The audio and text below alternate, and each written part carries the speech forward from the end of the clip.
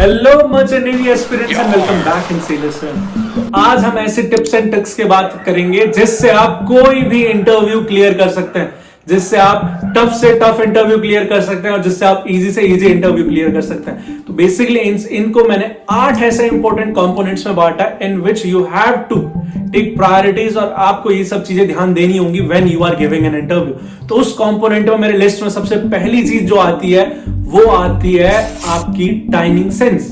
मतलब कई बार क्या होता है जब हम इंटरव्यू देने जाते हैं, we don't know when we are going to say good afternoon और गुड मॉर्निंग और गुड इवनिंग। मतलब नर्वसनेस के कारण कभी कभी हम भूल जाते हैं। So it's better to wear a watch और उस टाइम पे आप देखें कि टाइम क्या हो रहा है। इवन इट्स 12 o'clock और even it's 11:59, that's good morning and that's good afternoon, right? So you have to keep this thing in your mind.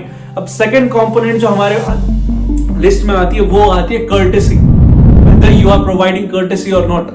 If somebody is asking you to have a seat, then you have to say thank you sir. If somebody is asking you to introduce yourself, then you have to say that thank you sir for giving me this wondrous opportunity. Anything you can just say it, okay? अब तीसरी चीज जो आती है वो आती है eye contact. It's a very important thing for you to clear an interview.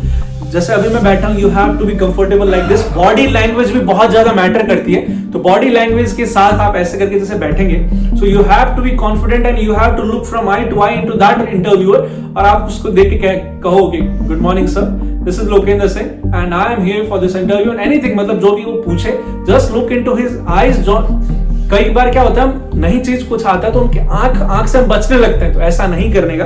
तो अब अगले पे आता है fourth, that is your confidence. If you do not know something, just say I do not know this sir, I don't know this sir. And if you know something, just nail it, look into his eyes and with confidence just say it. If somebody is asking why should I hire you instead of cadets sitting those outside, then you can just look into his eyes and then say, sir, I may not be very good or I may not be better than them at many fields, but I think in some fields I am very good from them. मतलब ऐसे करके you can frame, मतलब एक आपको confidence के साथ ऐसा भी नहीं दिखाना कि you are very arrogant, कि मतलब आपने बता दिया सर मेरे में ऐसा है इसलिए हायर करो। जस्ट आपको दूसरों को भी क्रेडिट देना है और उसके हिसाब से आपको अपनी क्वालिटीज बतानी है कि सर मेरे अंदर ऐसी क्वालिटीज हैं और आप मेरे को अपने कंपनी के लिए रख सकते हो। अब अगले की बात करें तो जैसे मैंने कहा था fifth, body language. It's a very important thing. अभी जैसे मैं वीडियो बना रहा हूं and you can see that my hand movements, it's catching your attention, right? मैं मतलब कैसे बोल रहा हूं कैसे नहीं, मैं बोल सकता था ऐसे ही बोल सकता था, हाँ सर कैसे, मतलब ऐसा तरीका नहीं होता। यू हैव टू नो कि बॉडी लैंग्वेज एक बहुत ही ज्यादा इंपॉर्टेंट रोल प्ले करता है इन एन इंटरव्यू। तो आपको वहां पे ध्यान देना पड़ेगा कि आप कैसे बैठे हो, whether you are sitting like this, how you are sitting, and whether you are shaking your legs like this, it means you are nervous, or whether you are doing this, it means you are nervous. So this body language is also very important thing for you. अगले ऊपर बात चले, so your research about the company, it's one of the very important कि अगर आप Anglo का interview देने जा रहे हैं तो you should be well known about the Anglo company, कि उस कंपनी में क्या क्या चीजें हैं, कितनी वेसल्स हैं, उस कंपनी की लेगेसी क्या है, हिस्ट्री क्या है, आपको ये सब चीजें ध्यान रखनी चाहिए। अब 7th पे जो आते हैं मेन चीज, knowledge.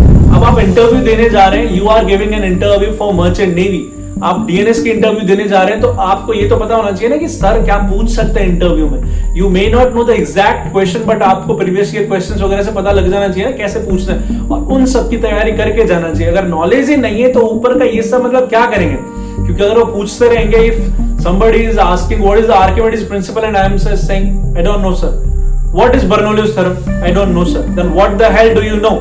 And the last point and the most important part is communication skills. Why I am saying this communication skills?